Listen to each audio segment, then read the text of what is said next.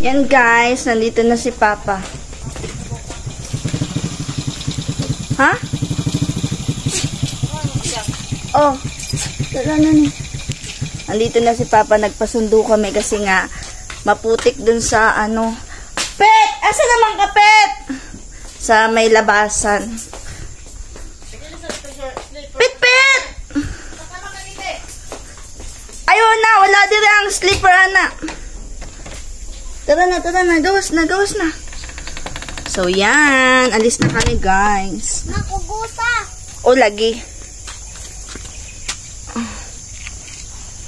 Oh, nandito na si Papa. Yan, guys. Paalis na kami.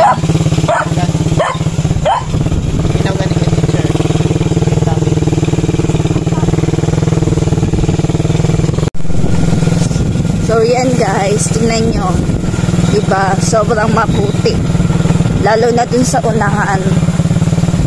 Kaya, nagpapasundo talaga kami.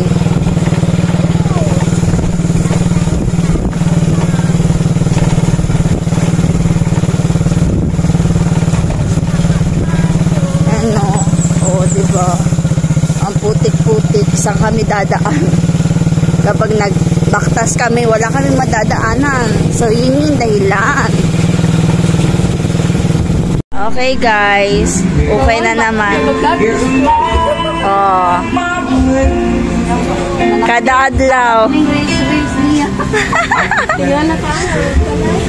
Oh, diba?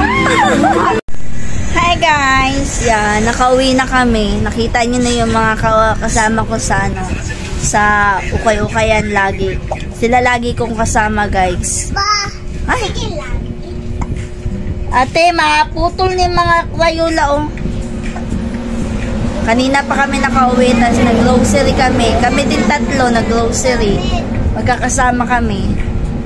And then, 10:30 lang kasi yung klase nila, Hope. Galing ng 7 to 10:30. So, 10:30 dapat nandun na kami sa eskwela, nakabalik na kami. Minsan maaga din kami bumabalik kapag walang magagandang ukay, ganon. Mga mura lang naman yung mga ukay na inuukay namin, guys. So, matutulog na muna ako kasi uuwi sila ng bahay. Uwi sila. So, ako na naman may iwan dito mamaya. So, yan.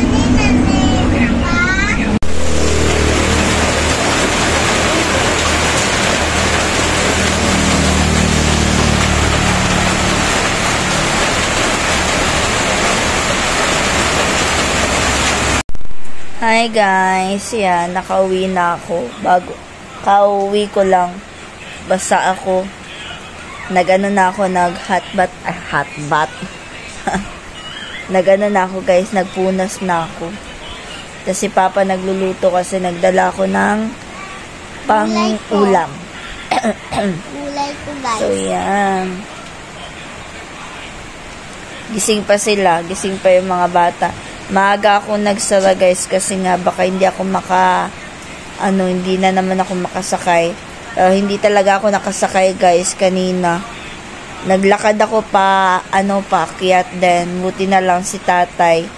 Binalikay niya ako na awa siguro sa akin. And then, yun, nakasakay ako. And yan. Nagluluto pa si Papa ng ulam. So, mag-e-edit na lang muna ako ng bahagya. So, mamaya, na naman tayo, vlog tayo ng konti.